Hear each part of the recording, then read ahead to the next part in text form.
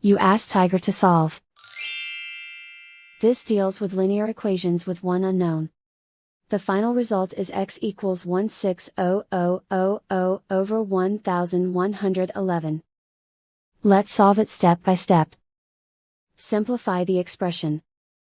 Simplify the fraction. Group the coefficients. Convert the integer into a fraction. Combine the fractions.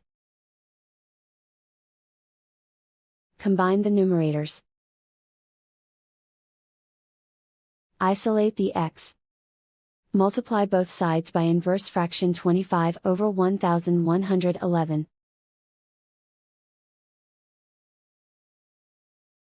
Group like terms. Multiply the coefficients.